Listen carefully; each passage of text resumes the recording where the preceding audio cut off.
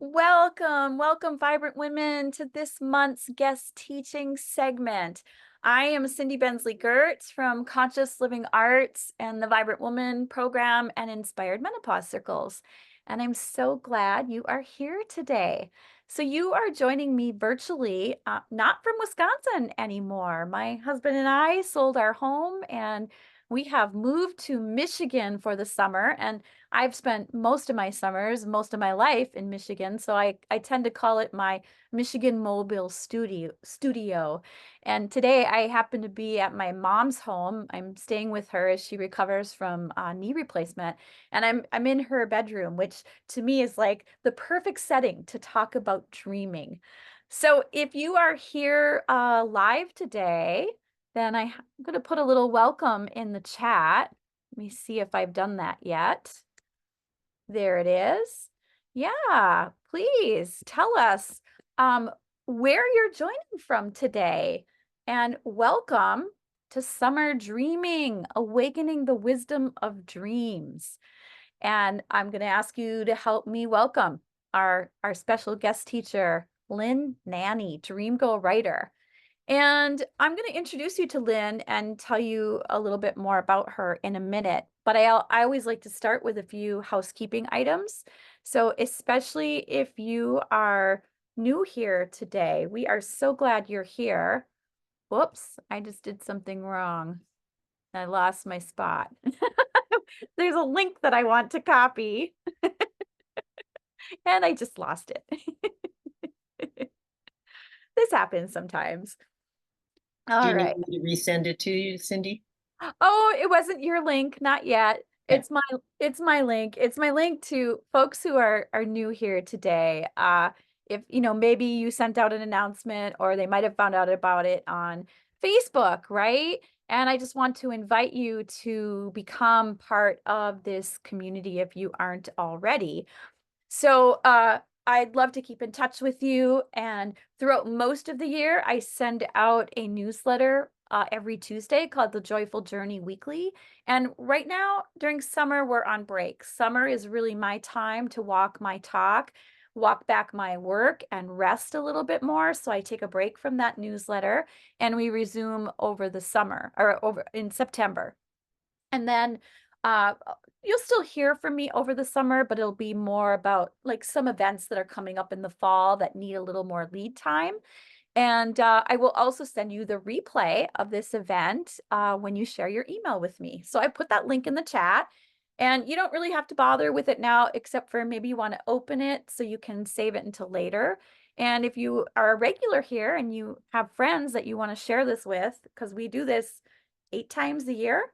So twice every quarter, we have a guest teacher in on all kinds of different topics because I am on a mission, Vibrant Woman, midlife women, to help you reclaim your physical and emotional health during these middle years, to find rest and ease and relief when you feel overwhelmed and exhausted by the changes happening in your body and being during perimenopause and menopause. And I really love working with women in midlife, especially those going through perimenopause and menopause. And I'm also committed to building community. And I need a little sip of water. Um, it's why I'm always on the lookout for other partners and presenters who have, a little bit different perspective or something of interest to offer this community that's not in my wheelhouse, that's not my expertise. For me, that's restorative yoga.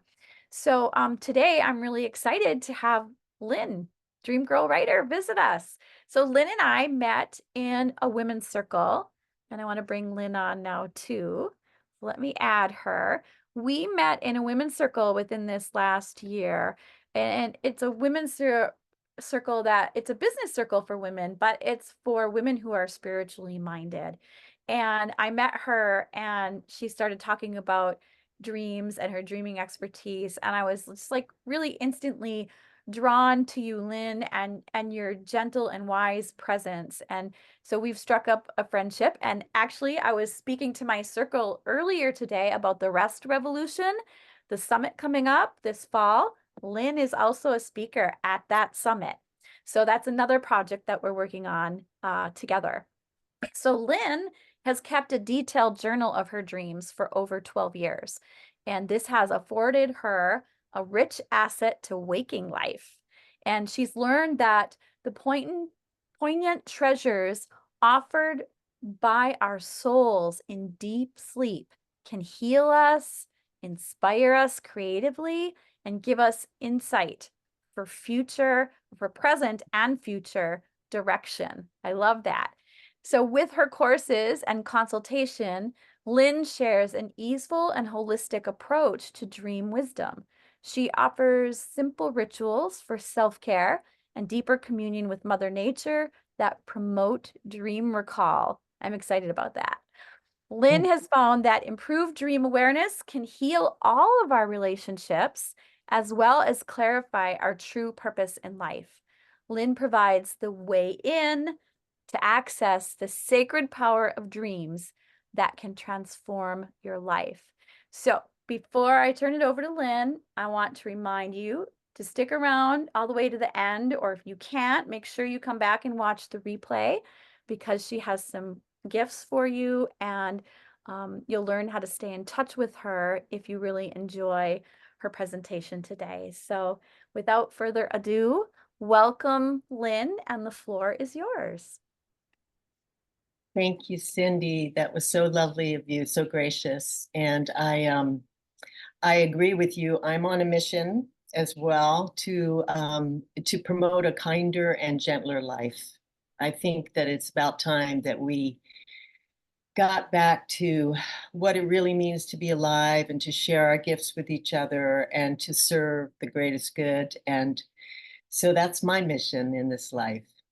And just before I get into talking to you, sharing with you about dreams, I wanted to do like a mini attunement for us and to just kind of bring us into this sacred space together. And so if you wouldn't mind getting comfortable, if you can close your eyes, please do. And let's just take a few deep breaths together.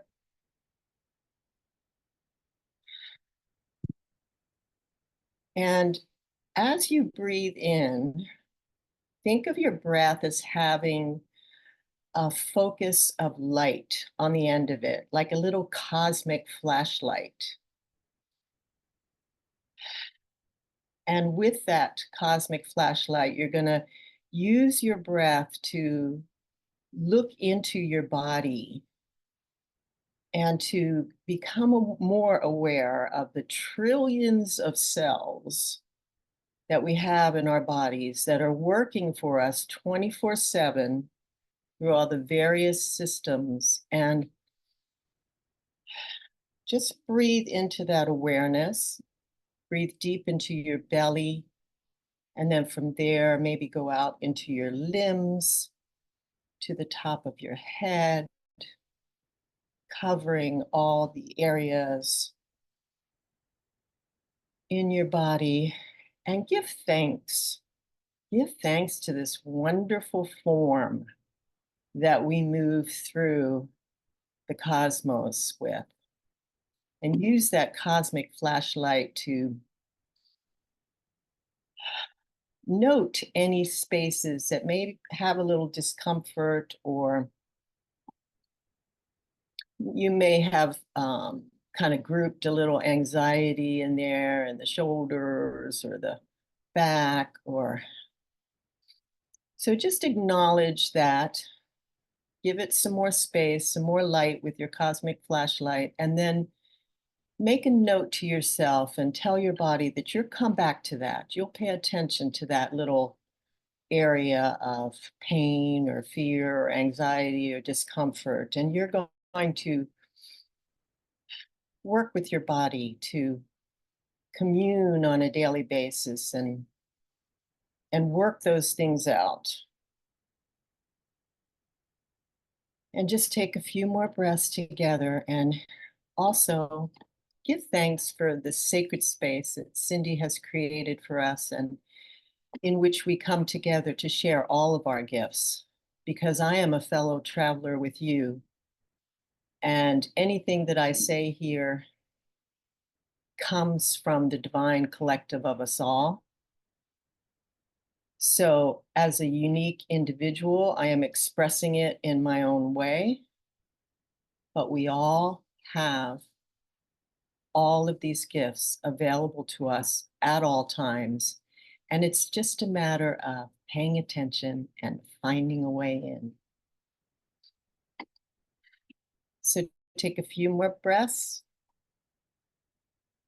Give thanks to your body one more time for being such a great support of you in your life. And then when you're ready, open your eyes and return to this sacred container we have.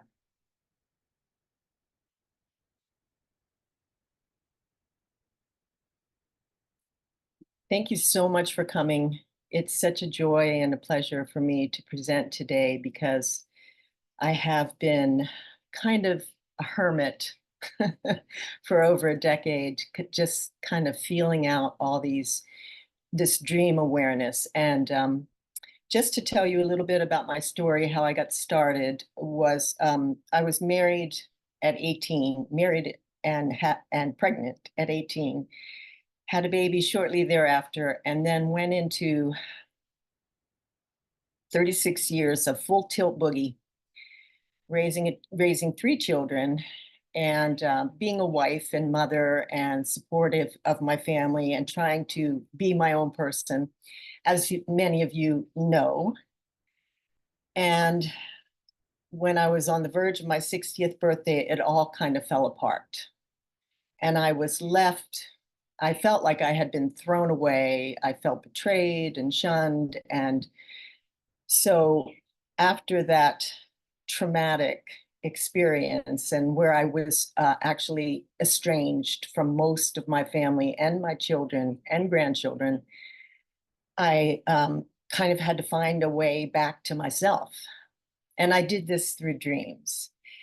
And one of the dreams that I'm going to share with you today, or the only dream that I'm going to share with you today because of the time constraint, is the one that I had shortly after all this happened, just to give you an example of how our spirit is always talking to us through dreams, always, always. And it's just a matter of us paying attention. And dreams are one way in to divine wisdom, but there's also a way in through all kinds of creative, yoga, as Cindi does, creative arts, music, dance, writing, and anything else that involves your divine attention and that causes you to really tap into your source, your creative source of wisdom. So all of those can be a way in. And I just happen to find that dreams works for me and my type of personality. The real beauty of this dream gift that I have is that I'm also a writer. And so having chronicled almost 1,400 dreams over the last 12 or 13 years has given me a way to review those dreams and look back on the messages that are being repeated over and over again. And they come out of my unique daily waking life experiences. And basically, just to give you a short overview, there's basically three types of dreams I have found. And one is a dream in present time that is helping you to work out something in your life, a conflict or a concern in your life in present time. One is a clearing of past experiences, both in this life and karmic and beyond. Before this life and other lifetimes, or however you see that type of ethereal experience. And then one is our future dreams, where they come to you and sort of portend a future for you. They present to you what's going to happen, and they give you a little snippet of getting ready for that future. So one of the things that I have found that is greatly helpful to my dream life is to have waking life practices that that support your self-care so that when you go to sleep, that you have less to process from the present time. And then your dreams can go to a deeper level of wisdom for you, and you can reveal, you have the kind of space and grace to reveal more of the dream message for you. And so to get started with the most basic thing, if you would like to know more about your dreams and become better at dream recall, is to first create a nurturing environment for sleep. And it helps. I'm all about journals. I have hundreds of journals from past, present, and I use them. Although I do write on the computer now because there's such a volume of material that I couldn't possibly handwrite it all. But having a journal for sleep as well as a journal for waking life is highly recommended. And if you're an artist type rather than a writer type, a journal is still good because, making images of your dreams or making images, poetry images, so to speak, or image poems is just as resourceful as writing words. And in fact, sometimes words get in the way of understanding dreams. You have to get into a space where you kind of feel comfortable connecting beyond words so that you can actually get the true, authentic message of your dreams. But get a handwritten journal to keep by your bed to write or draw your dream impressions. And if you have a dream in the middle of the night and you wake up with, something really compelling to write down, I'm often too sleepy to really take care of that, the whole dream. So I'll just write what I call snippets. And you can just bullet point or write images about what's really strongly coming to you at that moment in time. And then just, go back to sleep, pray for the rest of it to come for you when you awake. And usually it does. It's amazing what can grow from just a phrase or two or just a picture. Also, it helps to take a look at your bedroom, your sleep space with a dream shui approach, is what I call it. So consider the furniture and the objects and the pictures in your room as if you were preparing a comforting nursery for a new baby. So some of you have had children, and when you were bringing that new baby home, or when maybe you were helping a friend prepare a nursery for her child, you were looking at everything. So do that with your dream space and, remove anything that's mentally jarring or maybe has kind of conflicted images, or certainly not, a samurai picture in your bedroom. You could certainly remove that. But remove the clutter also and keep the decor minimal and intentionally relaxing. So it's like, this is your dream space, and you are intentionally inviting in divine wisdom to come to you during sleep. And it really does make a difference as to the physical environment that accompanies that. Eliminate or cover lights from plugs or devices before sleep. And, you can have them during the day if they're necessary, but before sleep, you don't want 5 red lights or green lights all around your room. It actually makes a difference. Use your phone as an alarm if you need one, because then your phone, will go dark until the alarm comes on. And that's my practice. Wind down before sleep in a natural way without any electronics, if you can. I know there are days when we're full tilt boogie up to the end of the day, but sometimes it helps to just have a candle available in your room or before sleep to enjoy soft light a few minutes before sleep. Muse upon your day. Create a prayer for yourself, a sleep prayer for yourself, and say it before you go to bed. And it can change all the time. I have many prayers that I have written for myself for during the day for wake up time as well as for dream time. And it's kind of fun to do that because it also will bring out something that you really didn't know was there, some desire in you to connect. And it's, enjoy a few minutes of soft music as well. Instrumental music I recommend, because if it has lyrics, it's going to stimulate your right brain, with the meaning of the words. And so it's nice to just have very new age or kind of spacey music, dreamy music before you go to sleep.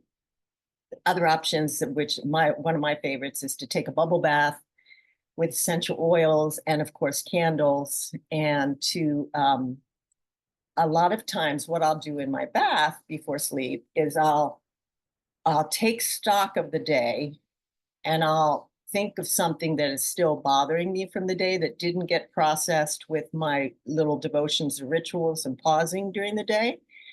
And I'll bring that into my awareness before sleep, and then I'll kind of lay it on the divine doorstep of dreams. I'll just say, here it is, Mother, please help me with this dilemma or this problem. And I enter it, I put it at your feet. Sitting under the stars or the moon is a perfect way to end the day. And I often will go out and say goodnight to Mother Nature when it's possible. And I live in a climate where I can do that pretty much year round, even if it's raining or cold outside. I bundle up or go under an awning. And it's amazing how much that little connection, 5 minutes at the end of the day and then also at the beginning of the day, will just kind of release a lot of tension and just get you in communion that you are one of this divine earth, Mother Earth, this divine collective being that we all come from. So that's my kind of spiel about creating the dream space. And then in waking life, I have what I call a set list, which is and this is my tips to a kinder and gentler life. And again, my whole, what my dreams have taught me and what I've taught myself or cultivated for myself in being interested in my dreams and wanting to know the authentic messages, wanting to know what my spirit is saying to me. I have come up with these rituals during the day that merge with the waking life awareness. The dream life awareness. So we really can get to a place in our waking life where it almost feels like we're awake dreaming. And shamans and indigenous wisdom leaders will often tell you, and almost all of them that I have heard, and of course that's not completely, I'm not an expert on that, but they say that this waking life world is the Maya, the illusion, and our dream lives are what we really need to to inform us of our purpose and to keep us on track with our sacred intent in this life. And I firmly believe that, and have learned that more and more over the years, learned how to cultivate that awareness. So in waking life, leave a space for daydreams in both the busiest and the laziest of days.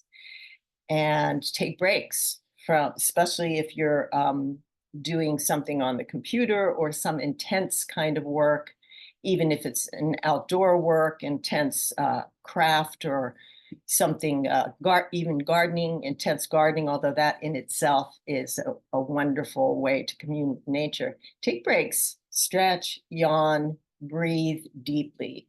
I'm sure Cindi says this in every presentation, how important the breath is to us. It is literally our life. And someone told me that we take about 70,000 breaths a day. And I think he Googled it from the internet. So, however true that source is, I would imagine that it is. And so how many of those breaths do you actually remember and consciously take? And so if you're just taking a few of them in between emails, then you're upping the ante for your spiritual awareness and your wisdom. You're opening the door for wisdom to come in, and those ahas, like if you've gone from one email to a second email without that, you might be missing that little aha that you got before you write the second email. So breathe. It's very important. Sing and dance spontaneously. Just get up from your chair. And if you have children or grandchildren, then by all means, every time they they give you an opportunity to sing and dance, and please do it with them. Get down on the floor with them. Play. Play is essential for a happy life. And those of us who have children and grandchildren can tell you that they teach us more about who we are than any amount of schooling or any other spiritual practice. Is getting down and dirty with life, and not necessarily even dirty, but getting down with the people around you, the relationships. If somebody wants to spontaneously do something and you can make the time, go out with them for a walk, take lots of walks, hug trees, talk to plants. I'm sure that some of my neighbors do consider me quite dotty because I take walks. I'm in a gated community, a small community that's very nice, but has more or less more older people than younger people that don't tend to get around a lot, but they do sit and they see me all the time. And I'm always either walking, talking to myself, or, listening to the birds or talking to the trees, or I'm sitting on a bench and musing and but I don't care. I'm happy to be considered crazy when these practices are what feed my soul. Commune with nature as if she's your life whisperer. Real Mother Earth is the mother of us all and all of her creatures, mammals, insects, winged creatures, all of them are a part of us. We actually share DNA with them. And so to just acknowledge that on a daily basis in some small way is also going to cultivate these more dream awareness, because again, the more you can merge your waking life and your dream life and those states and those brain waves, those states of consciousness, the better off you are going to be and to know yourself. Watch sunsets and sunrises like they're command performances, because they are. How many of those do you get in a life? I'm in my 7th decade, and I feel quite fortunate to be this age and to have done and seen as many things as I have on this earth, and experienced as many relationships and as many exciting events that I have. But I'm also feeling like there's only so many more left. And so, of course, I can make the time to see a sunset, even if it's just going down over the trees instead of on a horizon or on a lake or on the ocean, just to get outside and watch the colors after a sunset if you miss it, or to get up early enough in the day where you can greet the day and say a prayer for it and make it spontaneous, like create a prayer as you're watching the sunset come up. Just a lovely, luscious way to start your day. Also during the day, if you want to take a break to read something inspirational, and then as you read it, pause during the reading of it and really try and let the words sink in, especially if it's a person or an author or a sage that you really admire and you really aspire to the things that are written by this person. Just take it in, embody it, make it a part of your body. That attunement that I did this morning, I often do that for myself because I want to be really in touch with what my body is telling me, because our bodies do so much. There's, trillions of cells with all kinds of systems, the endocrine system, the respiratory system, the digestive system. They're working 24/7. It's like this amazing factory, this magical mystery tour of systems going on in our body all the time. And so just to acknowledge it in a small way and just a couple times a day really makes a difference in your lightness of being, because your body responds back. Your body is in tune with you. And when you get in tune with your body, it's a wonderful synergistic communion. Another thing to do is to listen to music, to just hear every single note that you can as clearly as possible. And whether it does have lyrics or whether it has, and with the lyrics, if it's one of your favorite singers or groups, really listen to the melodies and the harmonies and the way they're delivering the song. And again, it's just a way in. It's a way to delve deeper into what's already there all around us, the magic and mystery that's all there around us at all times. Another thing to do during the day is to write poetry longhand in a journal. And I know some of us, there's many of us who have practically given up writing, but I'm talking about writing just for the sake of the physical connection between your brain and your hand going onto paper and manifesting something.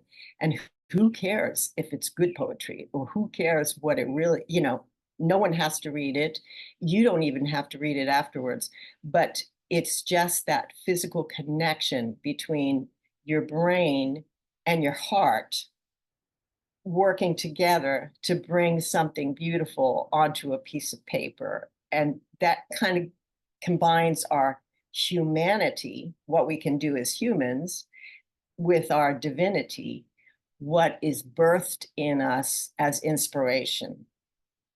Make tea and pause to breathe while it steeps. Do nothing else except breathe for the 4 to 6 minutes that your tea is steeping. It's really good practice.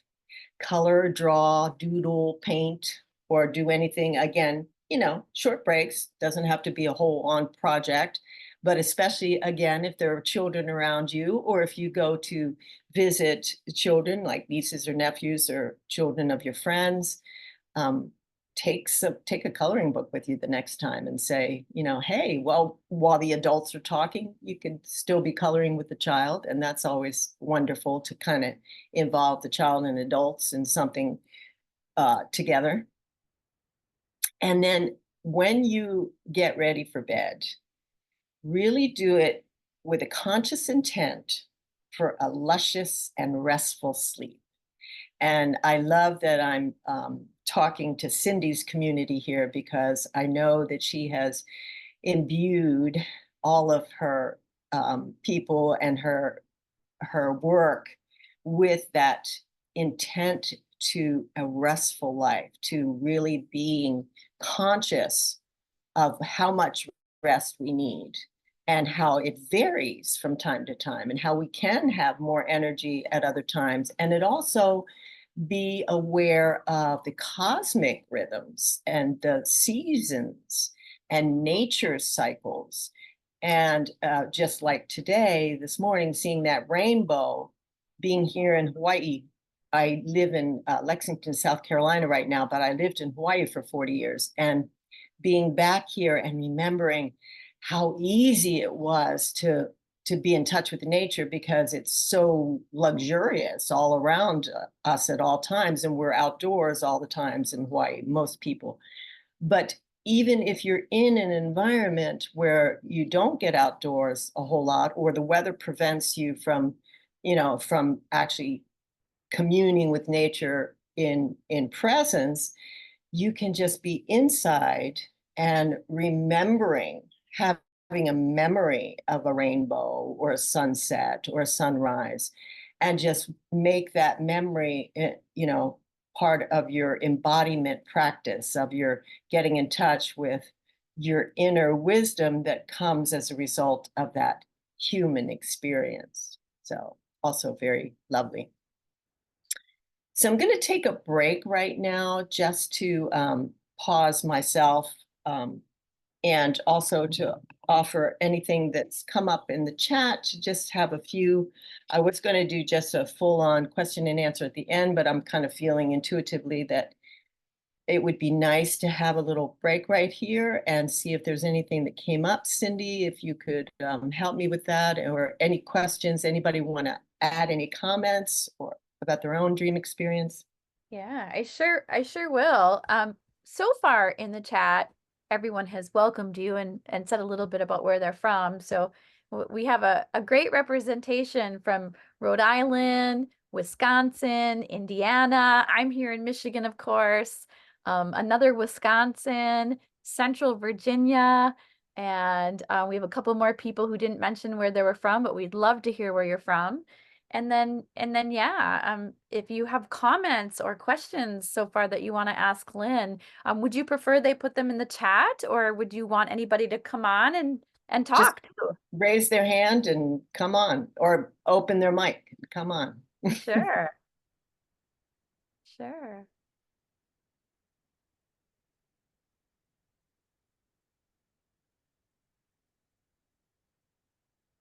Okay, well, it looks like everybody's a little quiet in the receptive mode. Yes, and maybe taking it in. I mean, I can tell you I have like 3 or 4 pages of notes already. Aw, so I sweet. mean, there were so many wonderful ideas that you shared. So, I mean, even if you want to share with Lynn, like, what's your top takeaways so far? I would love to hear that.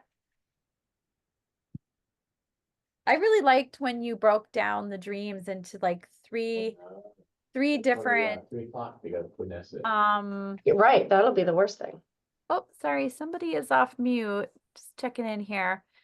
Um, the 3 different types of dreams. So I like almost automatically I was thinking about this reoccurring dream that I have about a bridge, and how that dream in itself was fitting in. And I mean, in your experience, is it possible to have a reoccurring dream that kind of fits into all 3 of those categories? Mhm. Absolutely. Yeah, and because anything about your dreams is also going to be unique to you. So what I lay out for people is a framework of my experience, but everybody has a different and unique dream experience. We're all accessing the same source, but it's coming through our channel in different ways. And I have had dreams that encompass, and the dream that I'm going to share with you today, real shortly, is kind of one of those. At the time it happened, it was the future, but now it's in the present, and revisiting it. And it's so funny because it came up for me yesterday, just yesterday. I was thinking of talking about a different dream in this presentation. And this dream came up for me as a result of my writing yesterday. And I thought, oh, that's more perfect. That's just really perfect. So maybe unless somebody has anything to add, I will segue right into that, because it's kind of a juicy little dream that kind of Yeah. imparts that, what you said, kind of supports that message that yeah. Yeah, that dreams can evolve and they can fit into these different categories and shift. Uh, that's kind of new to me. I hadn't actually thought about that before, but I would love to hear about that dream. And then Tracy just mentioned in the chat, she sends her apologies for kind of that little interruption there with No work. worries. Yeah. I think she accidentally unmuted herself. Right. Been there. It happened. Yeah. Yeah.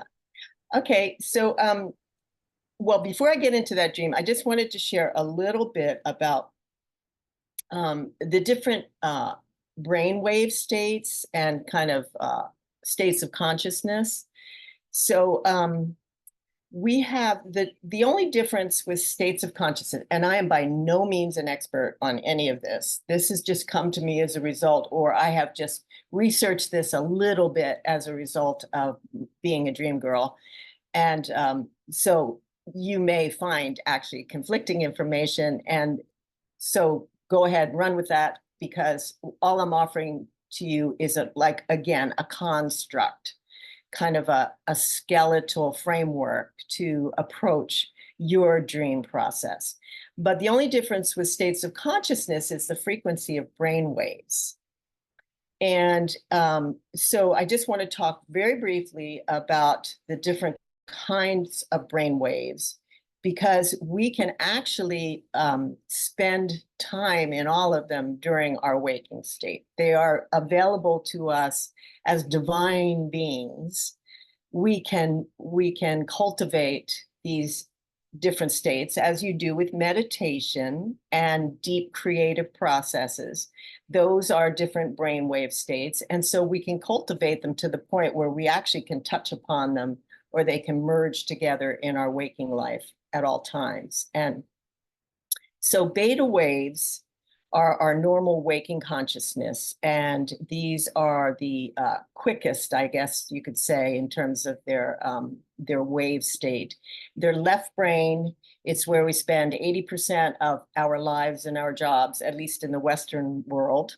And then alpha waves are a borderline dream state where we use and contemplate and we daydream and we reflect upon things. Light meditation, cup of tea, when you're watching a very engrossing program on TV or a show or a movie. And then it's also the edge of our dreams when we wake up. So those are alpha waves.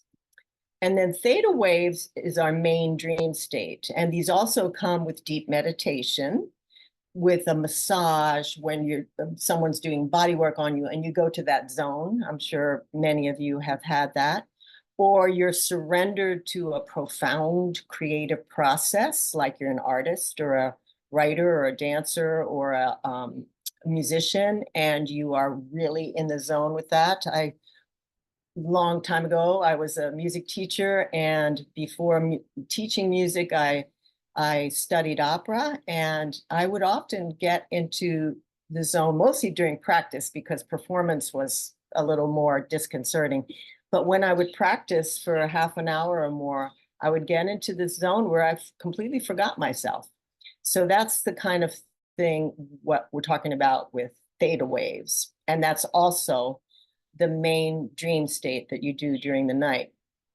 Gamma waves are even slower and more heightened awareness, and these are present during sleep, of course, and they will bring leaps of awareness and epiphanies, ahas, like, woohoo, I didn't know that, or I just realized that.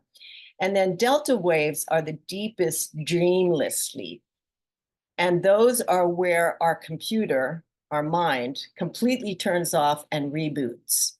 And this is necessary for us on a daily basis, even for a few seconds. And that's why sleep can make or break our lives.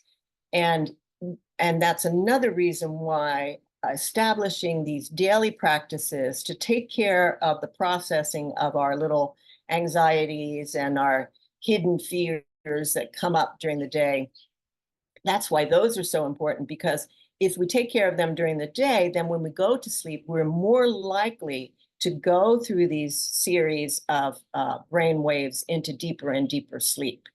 And then when we get to the delta wave consciousness, the dreamless sleep, that's when our body just reboots. And it's essential to a healthy life.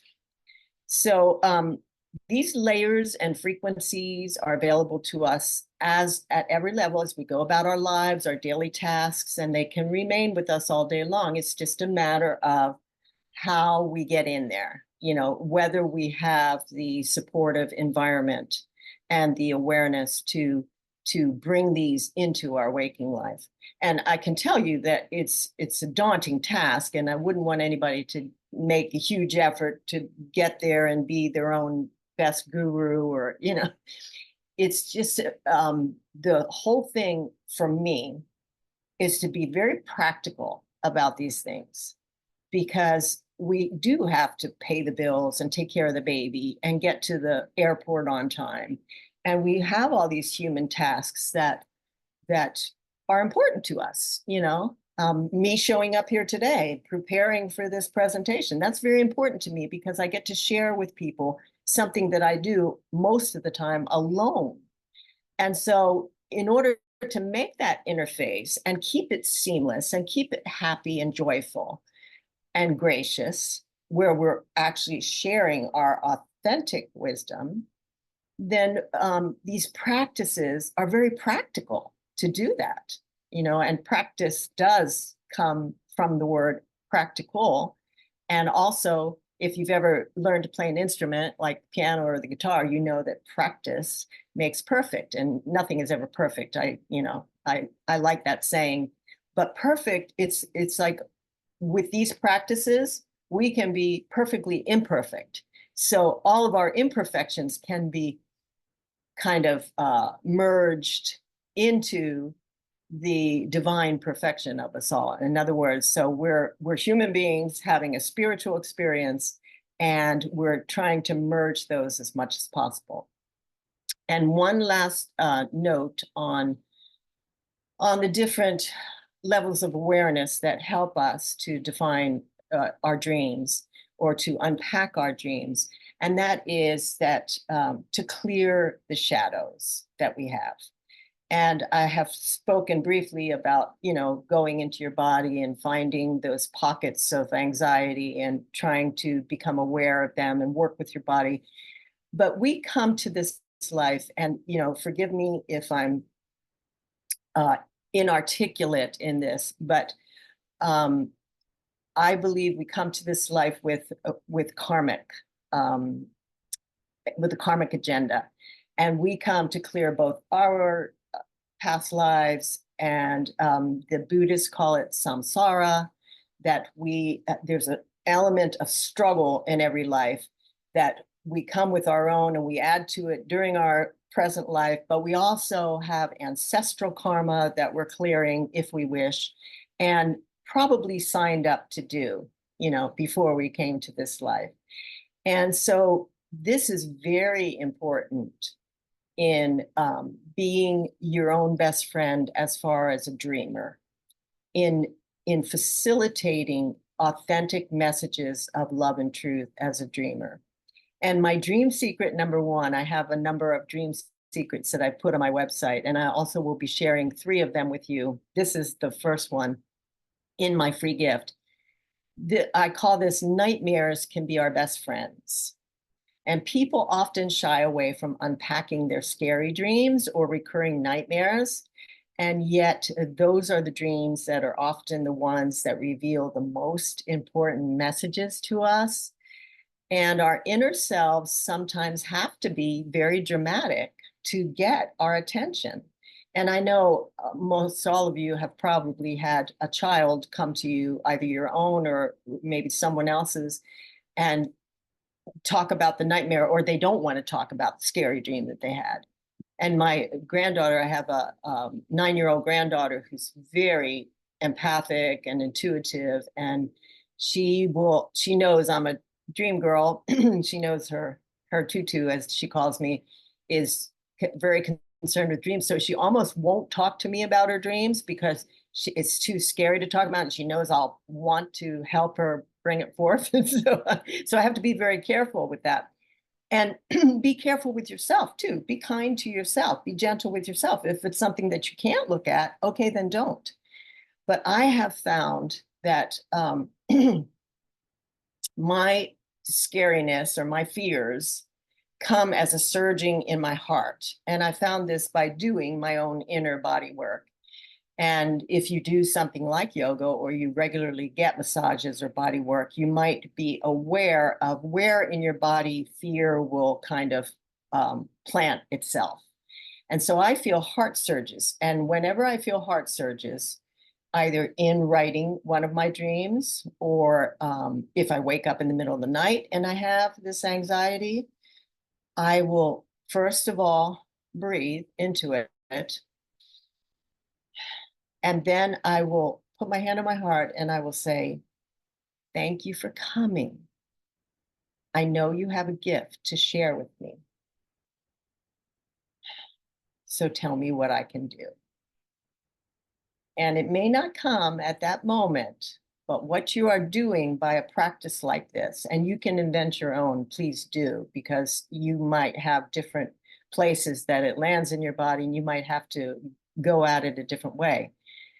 But invariably, in time, either right away or in a few days or maybe even in a few months, you will be given the answer of what that gift is and why it came to you. And it is like our greatest challenges reveal the greatest gifts for us.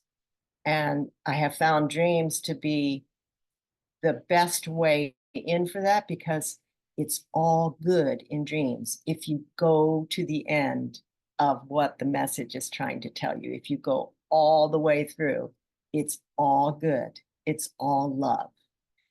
And it's really the best news. I'm here to, as a living example, living proof from someone who came from massive anxieties, extreme dysfunction in my childhood as well as in my marriage, and turned it all around because I was willing to face these shadows, sit with them, talk to them, and literally talk to them, have a conversation with it, because you'd be surprised at what you will say, your human self will say or ask, and how succinctly the shadow can answer that.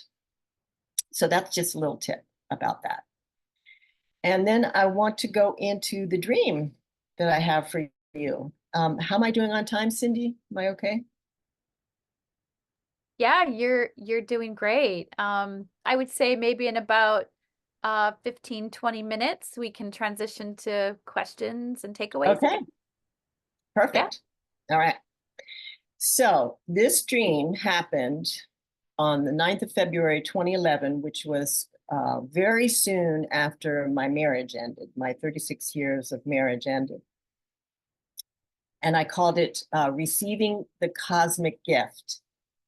And I want to tell you, it's always good to name your dreams. As soon as you start writing them, you may change the name after you get through, but I like labeling it. I like giving it a, like just a, you're kind of like, it's like a baby, you're having this, you're birthing this baby, your dream baby.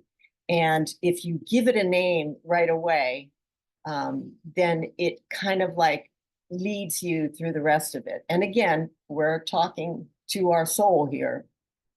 And so there's no wrong thing to do, because I have changed the name many a time.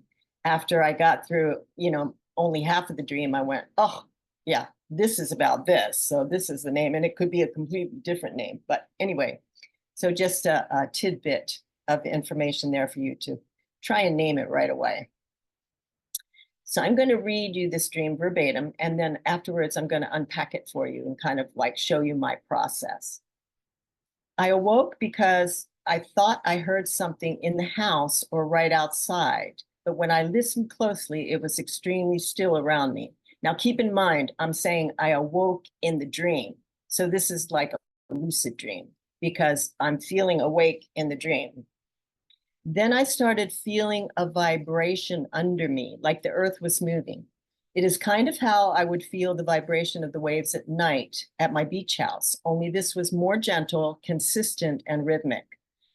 I was unafraid. I know I'm dreaming, but it is more like receiving a communication. I'm looking at a computer screen, and it has something to do with finances or money, and I feel the computer is trying to tell me something.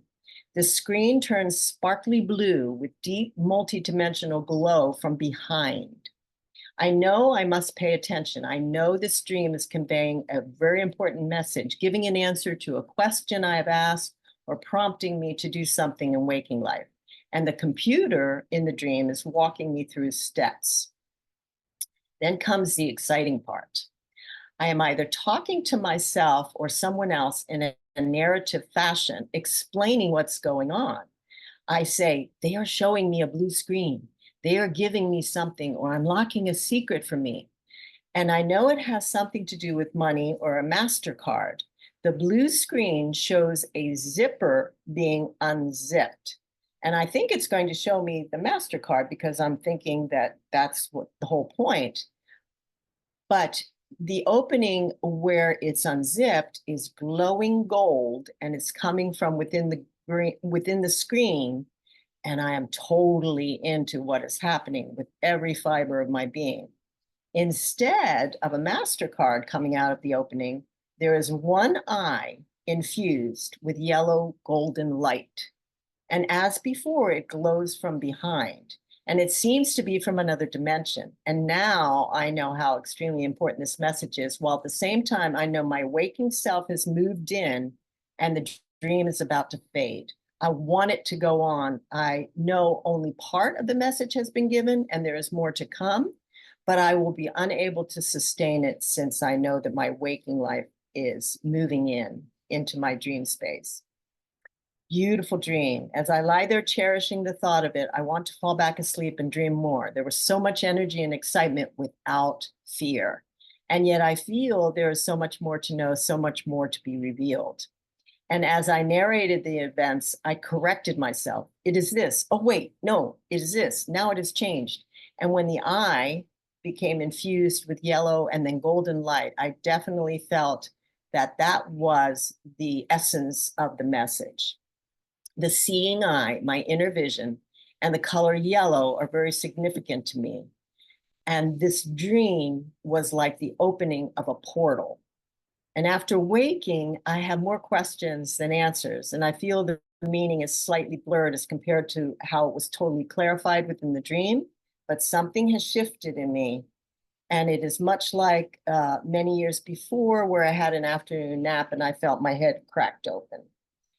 I know that I have been infused with spiritual wisdom. And then I had, after dreams, sometimes I will put what I call dream awakenings. So if I revisit the dream either later in the day or the next day or even months later, I will add a little addendum to the dream, as it were. And with this one, the addendum that I added was, my angels have been trying to wake me up for decades. What a dense dummy I am. And that refers to the trauma that I experienced or that I perpetuated in my life before I was divorced. And there were so many signs for so many years, and I denied them all, but the goddess within me never gave up. I was divinely supported. I was protected within sacred arms. And then I write, I feel the energy I witnessed in this dream was pure conscious light. Now, just to unpack that a little bit for you, and again, I have been doing this for years and years. So this dream happened years ago. I did not unpack it at that time completely. It took me more visitations with that dream. And I encourage you to do that, especially if you're just starting on a dream process, to anytime it comes up for you, those practices during the day might bring up snippets of dreams from weeks ago. Run with it, write it down, revisit the dream that you did write down or that you drew out, and see if you can flesh it out a little bit more, because the message, again, the past, present, and future, we really live in a timelessness. The being of us, the spirituality of us is timeless. So making a distinction between past, present, and future might help when you're first delving into your dreams and knowing, oh, this is what I'm dealing with right now. So this message will help me in waking life right now. Or, oh, I've been feeling this inkling of what's to come, and this dream has sort of confirmed that, or this dream has changed that. So those, looking at it that way in terms of time, past, present, and future, is helpful. But also keep in mind that we are timeless beings. And as I noted in my comments about this dream, my angels have been trying to wake me up for years, and I've been ignoring them. So dreams will come back again and again. And gently, your spirit is the most gentle, kindest part of you. So you can always trust that if you're getting a message over and over again, it's something you need to pay attention to. Back to the unpacking of this dream. I'm going to take a drink of water.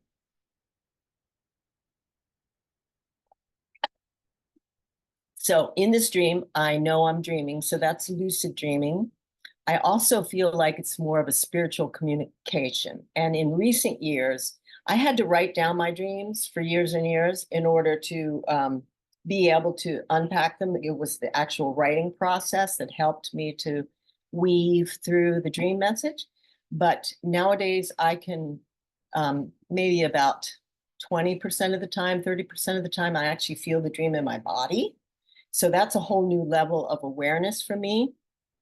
And I feel like it's actually being communed into my body, into my cells, the message, rather than having to go through the writing process, me bringing it to mind and me matching it to something in the waking life. I actually feel like it's just in my body and I can walk around and have that value of that dream with whatever I experience during the day. And that's really huge. In this dream, also the lucid dreaming part is I know when my waking self moves in that the dream will fade. And although that's disappointing, and I have had astral traveling dreams where I feel I don't want to come down, I want to stay up here. It is also very valuable in terms of being a witness to your own dreaming. It's lovely. I have what I call cosmic inferences in my dreams a lot. And what these are is like an attachment to my waking life. Like, for instance, I wrote down here, I'm on the computer doing my finances. And therefore, this dream speaks of wealth. Well, I do my finances on the computer. I have everything on automatic. And so when I'm checking my finances, it's always on the computer. So that to me is a cosmic inference that ties together my waking life practices with my dream message. I use a MasterCard to access a powerful secret. Well, MasterCards give us a sort of power, financial power, because we can charge money on them without having to pay for it right away, having it come out of our income right away. So that's powerful. And also MasterCard also infers the mastery of writing or the mastery of dreaming, so that is a cosmic inference in this dream. The message comes from the computer, from the back, from the inside out on the computer in my dream, which indicates to me that it's signifying for me that my dream wisdom comes from within. And all I have to do is watch, and everything unfolds before me, which relates to my belief that really all I have to do is be in this life and just be me, pay attention, and avail myself of the gifts that are there within my dreams. The archetypes in this dream, and again, symbols, archetypes, cosmic inferences, dream landscape, dream language, all of these are going to be unique to you. So I'm just giving you examples of how they are in my dream. For instance, my main symbol in my dream for spirit is being in a car or a plane, a vehicle. And my main symbol for true love comes in the body of a character of my son, who is my baby in this life and has always been a source of unconditional love for me. And so he symbolizes true love in my dreams. So you will have your symbols, your archetypes. You will be able to draw your cosmic inferences between what your dream message is and what's happening to you in waking life, and they will be unique to you. Again, what I offer you is a witness and a model.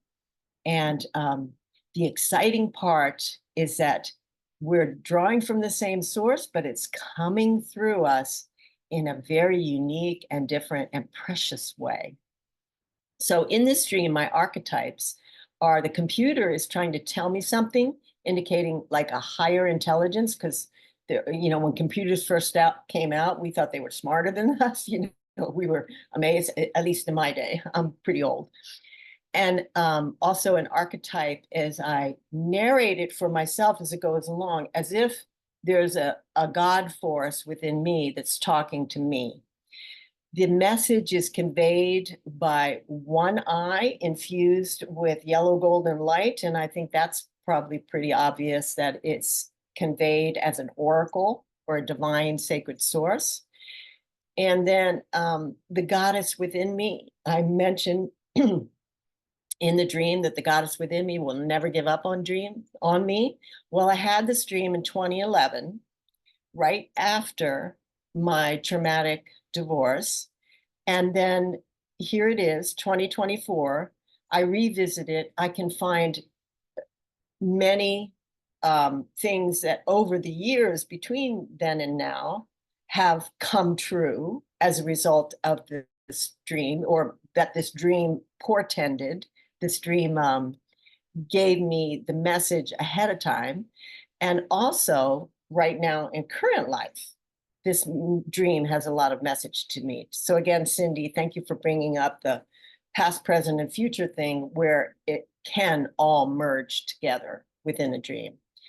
And then what I write here as far as the archetype is that all is love and everything will be all right. And that is the ultimate message, and pretty much the repeating message or the bottom of the line message that we get from our dreams, that we are love, all is love, everything will be all right. And we just have to keep going in this human life and find our way with as much divine wisdom and as much light as we can.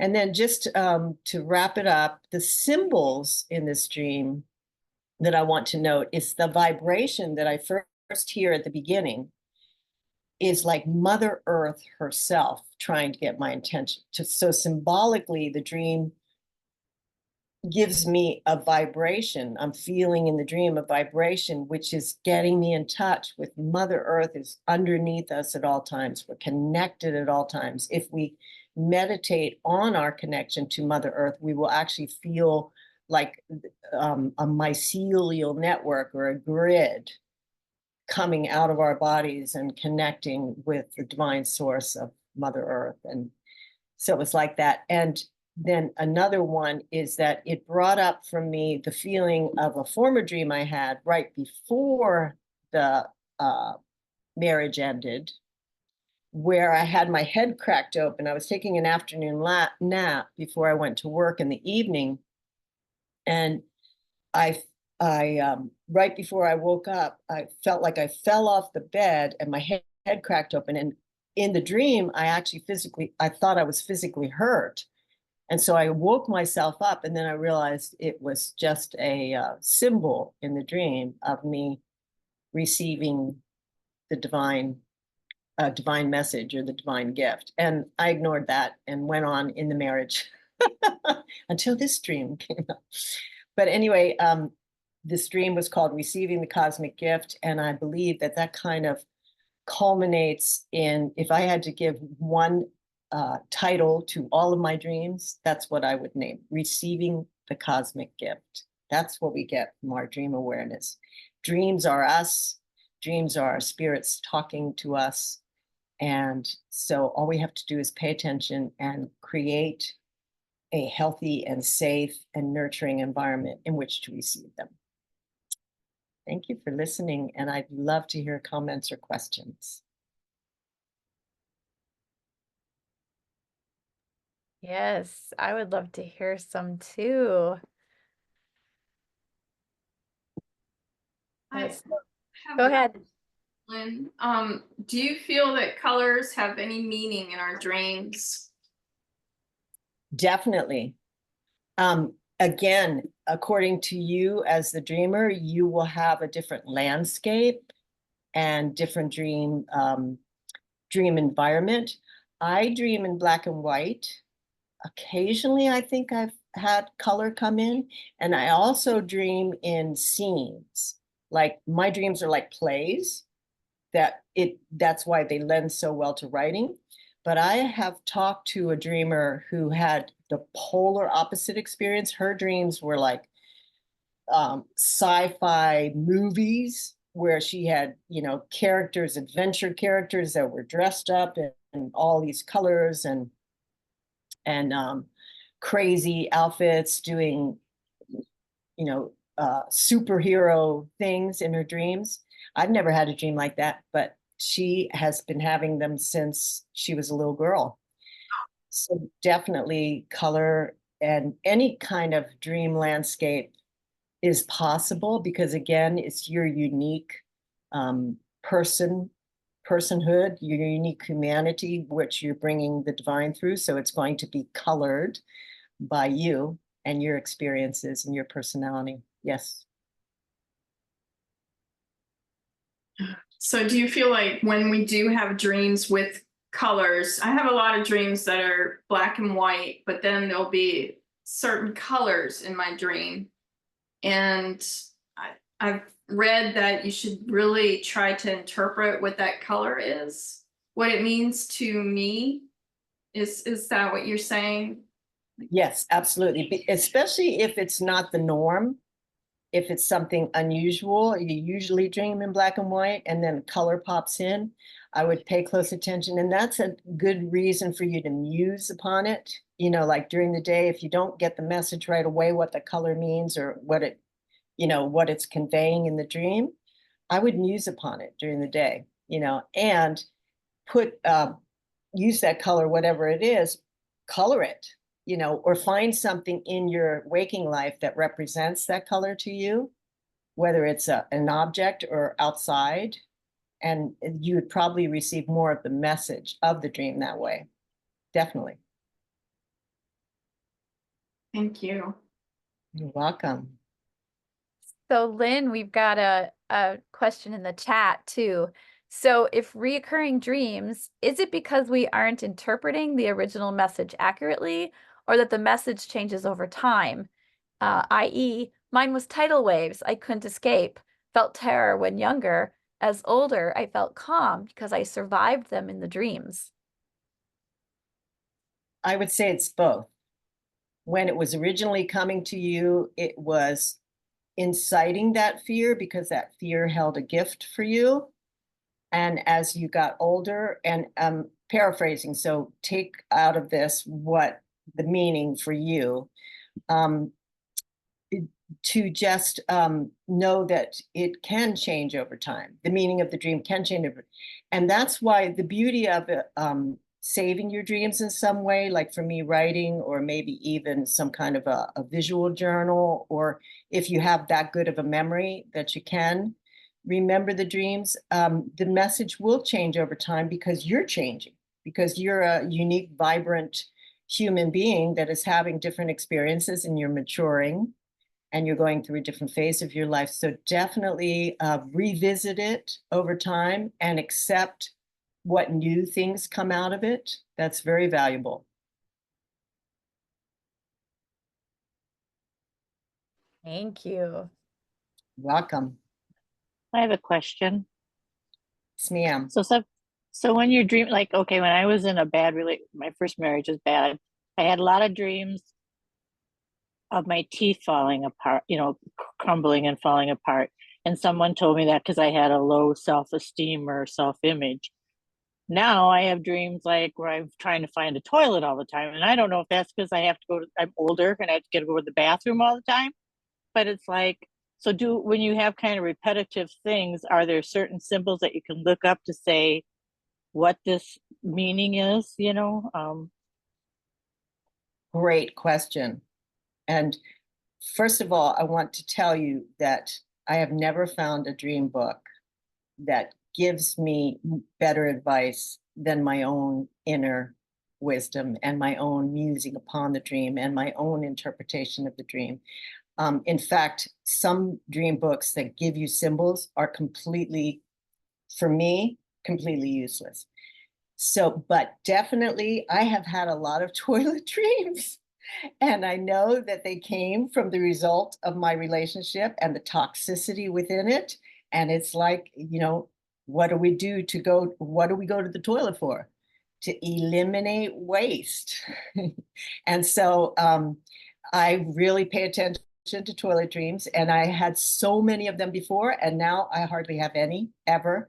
And if I do, it's like someone else's waste is being released in the dream. So it's not about me anymore. And the teeth thing, of course, you know, your teeth are part of your self-image, your presentation to the world. So yes, of course, it's going to have something to do with your image or how you feel about yourself. But again, I would encourage you, no one else can tell you what that means. Only you can. And that's why these practices during the day of pausing and musing and daydreaming, you're just getting in touch with, you're just, you know, finding another door in during your waking self, during your waking time. And it will come to you. I mean, it's like it filters over you like a rainfall after a while. You know, you can't not know what it is if you're paying attention and you're creating that environment for it to receive that message.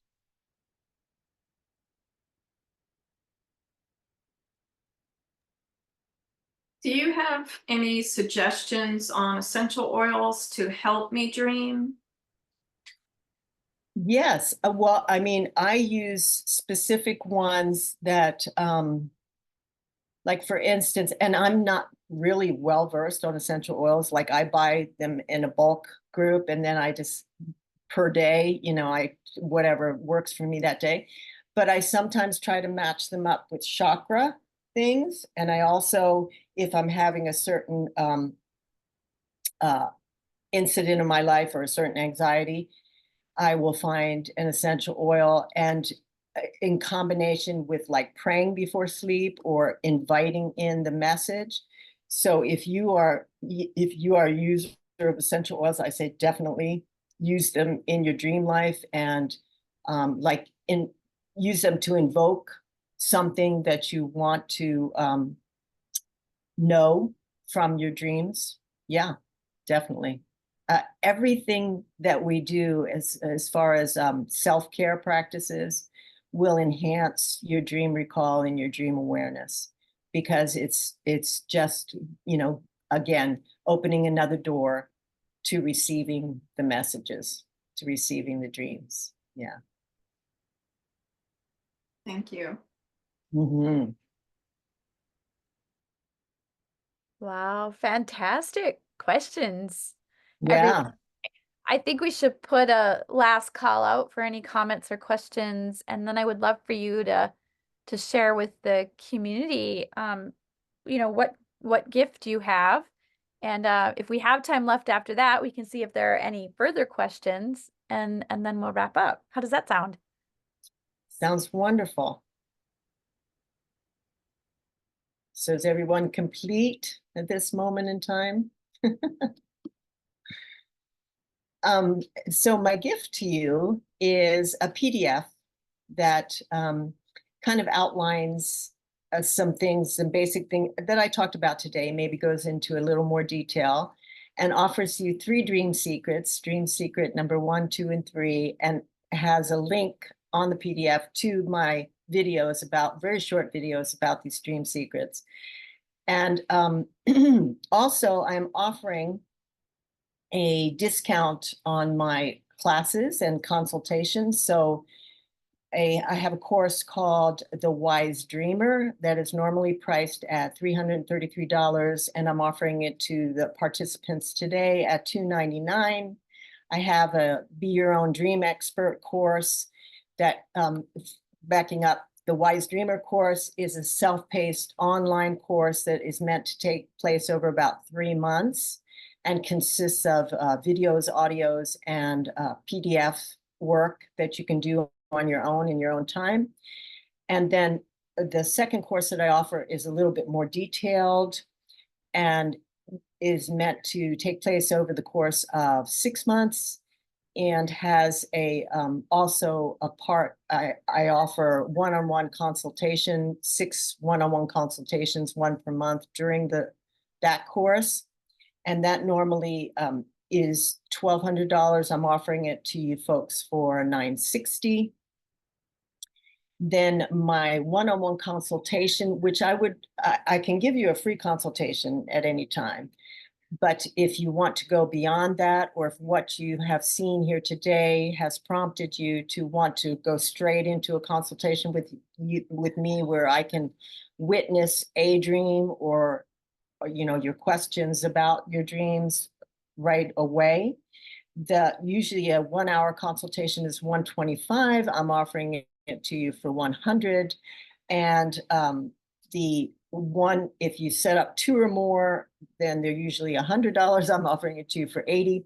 And you don't have to remember all this stuff, because the link that has the free gift also has a page. It takes you to the page where it offers you the dream courses and the consultation with your prices on there.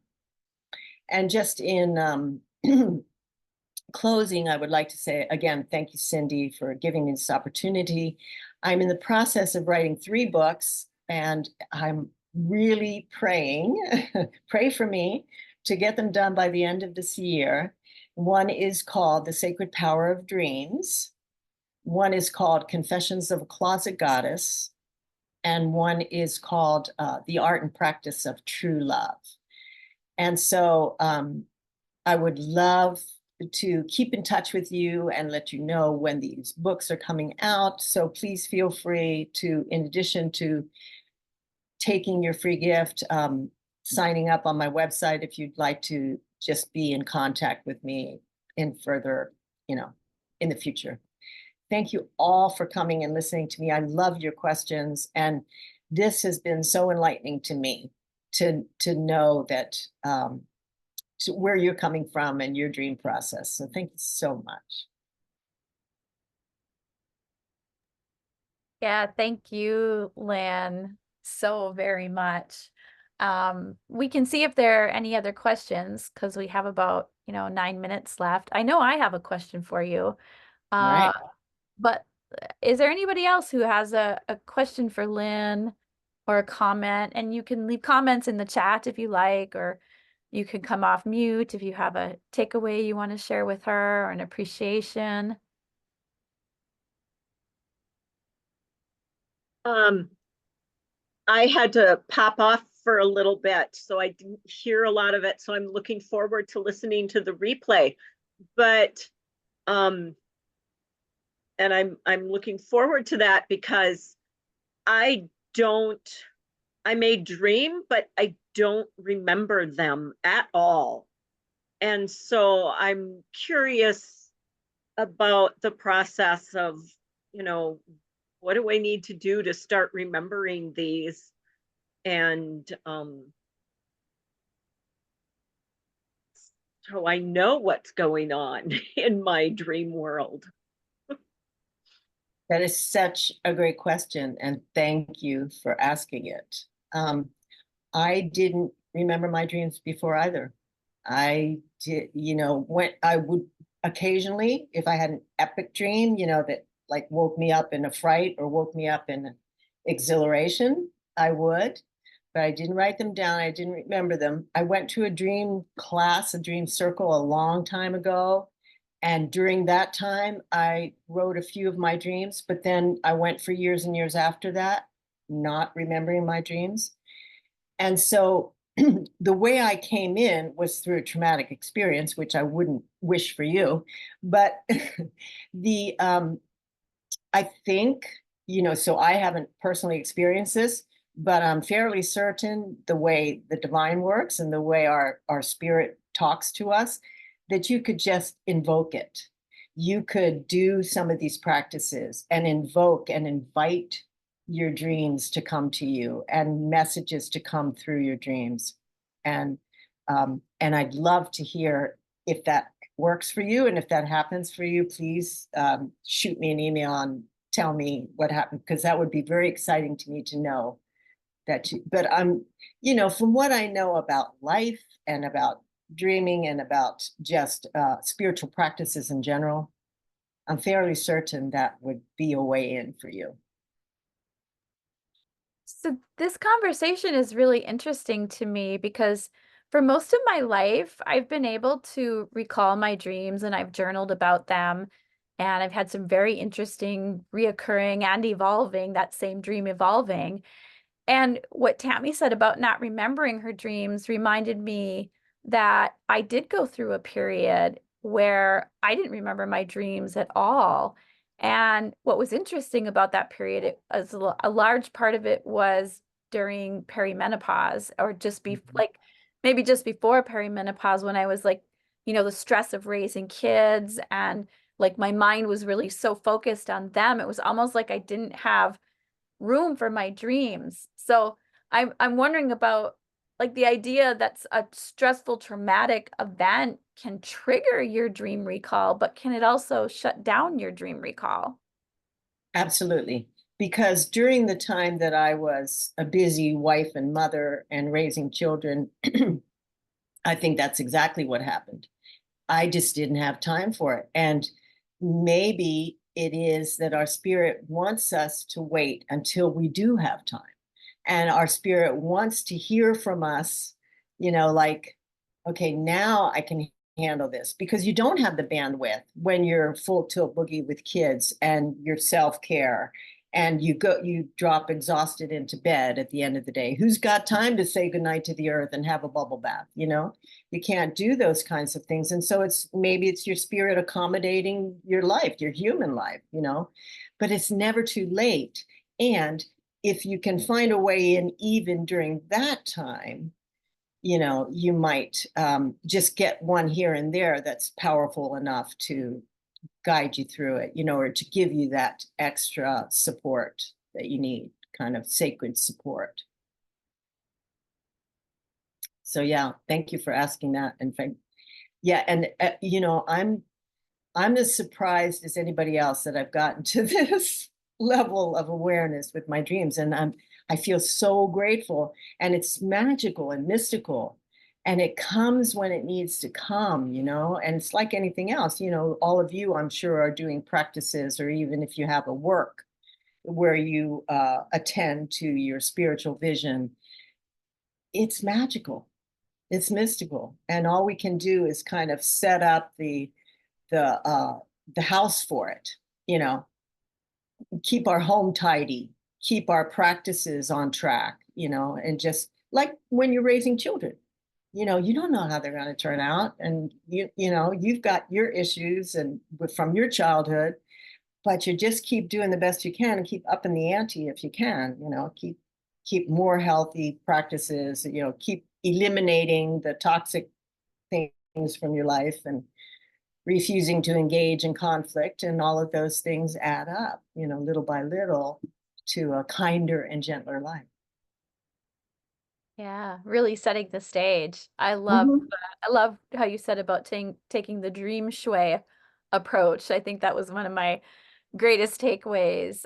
Just as well as like the realization that our dreams have the power to actually help us change our lives. Mhm. So, yeah, thank you for everything today.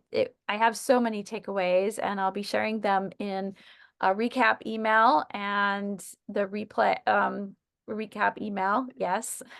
I'm trying to Okay. find my words. So yeah, again, do check out that link to Lynn's amazing offers. And I also put the link, if you're new to my community, if you learned about this somewhere outside of my email list and you want to join that and receive the recap and the replay, I've put that link to the Joyful Journey Live in the chat for you. And Lynn, thank you so much for sharing your amazing wisdom with us today. And each and every one of you who came to support her and hear her, I'm also so grateful for your presence here today. I really appreciate it. And yeah, thank you for such a warm welcome for Lynn. And I would say keep dreaming, everyone. That's right. Every time you dream, the rest of us dream with you. Oh, I Thank love you so that. much. Let's dream together. I love it. Thank Together. you.